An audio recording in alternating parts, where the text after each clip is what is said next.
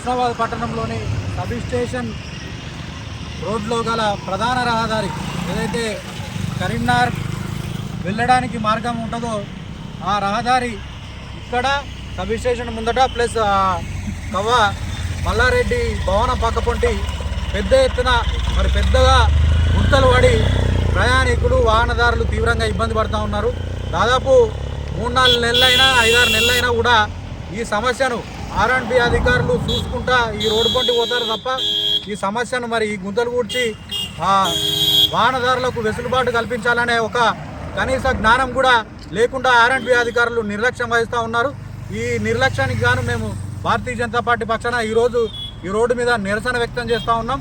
వెంటనే ఇది 4 లైన్ల రహదారి శాంక్షన్ అయినా కూడా సరే, శాంక్షన్ అయింది, ఆ రోడ్డు ఎప్పుడైతే పడుతుందో అప్పటి వరకు ఇట్లనే ప్రయాణికులు వాహనదారులు ఇబ్బంది పడాలా అని చెప్పేసి R&B అధికారులను మేము ప్రశ్నిస్తూ ఉన్నాం.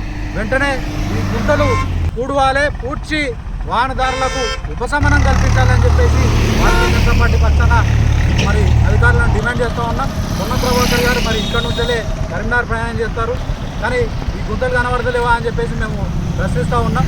ఈ ఇంట్లో ప్రమాదాలు జరుగుతూ ఉన్నాయి. అది కూడా ఏదైతే 4 లైన్ రహదారి శాంక్షన్ అయిందో అక్కడ ఒక కల్వర్టు నిర్మాణం పెద్ద బ్రిడ్జ్ చేయాలని చెప్పేసి ఈ సందర్భంగా ప్రభుత్వాన్ని మేము డిమాండ్ చేస్తాము.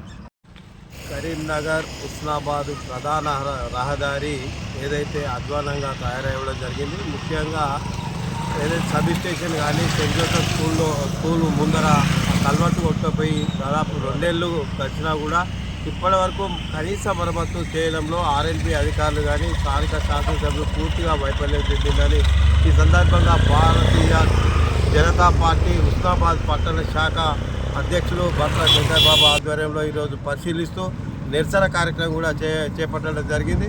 ముఖ్యంగా స్థానిక శాసనసభ్యులు ఎందుకు పట్టించుకోవడం లేదు, ఇక్కడ తూతూ మంత్రంగా వచ్చిపోవడమా, ఆయన కూడా ఈ రోడ్డు మీదకే నడుస్తున్నాయి. ఆయన కంటే ప్రభుత్వము అన్ని సౌకర్యాలు కల్పిస్తున్నది కాబట్టి ఆయనకు షాక్స్ పైన బండి ఖరాబైనా కూడా ప్రభుత్వం చేయిస్తుంది. కానీ ఒక సామాన్యుడు బండి కొనుక్కొని పోతుంటే షాక్స్ కానీ వాహనం చెడిపోతే ఎవరు చేయించాలని R&B అధికారులు చేయిస్తారా, స్థానిక శాసనసభ్యులు చేయిస్తారా అని ఈ సందర్భంగా అడుగుతున్నాం.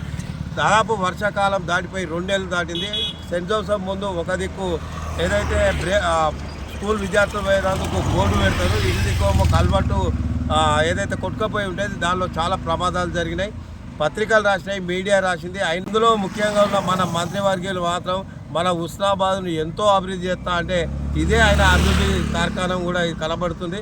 కాబట్టి ఇప్పటికైనా R&B అధికారులు కానీ ఈ స్థానిక శాసనసభ్యులు ఆయన మంత్రి అయితే తర్వాత కానీ ఇక్కడ ఓటు వేసి గెలిపించి ఆయనను శాసనసభ్యులు పంపించిన తర్వాత మంత్రి అయిన అది గుర్తుపెట్టుకోవాలని ఈ సందర్భంగా తెలియజేస్తూ యుద్ధ ప్రాతిపదికన ఇదైతే చూసిన తర్వాత అధికారులు కానీ మంత్రి కానీ యుద్ధ ప్రాతిపదికన చేయకుంటే మేము భారతీయ జనతా పార్టీ ఆధ్వర్యంలో పెద్ద ఎత్తున ఆందోళన చేపడతాం.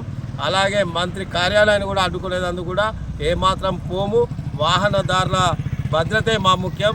ఇక్కడ ప్రజల యొక్క ఆరోగ్యము, వాహన ఏదైతే ప్రమాదాలు జరగకపోవడే మాకు ముఖ్యం. కాబట్టి దీన్ని ప్రత్యేకంగా ఒక చొరవ తీసుకొని కూడా 2-3 రోజులలో మాత్రం ఈ ఏదైతే మెయింటెనెన్స్ కింద ఇవన్నీ కూడా త్వరగా పూర్తి చేయాలని ఈ సందర్భంగా డిమాండ్ చేయడం జరుగుతుంది.